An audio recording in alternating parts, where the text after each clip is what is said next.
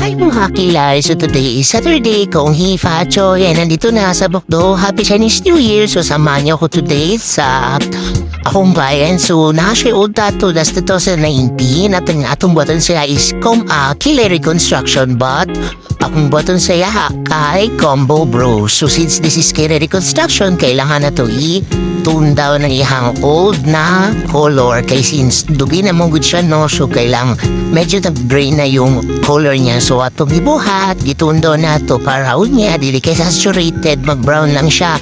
And once ma-healed, mag-brown lang siya, natural lang gihapon.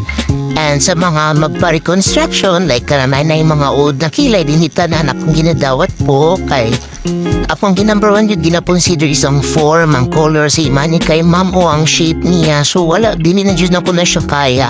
Akong gi-advise ani kay mami is laser removal, but kung magpa-laser ta dito sa mga trusted kay hadlo kayo magkiloid ang kilay. So this is the output, mana ni siya mo after session, mana. So na-achieve na po ako ang gusto ng color sa yaha o gating. Okay naman si ma'am, happy man siguro ni si ma'am.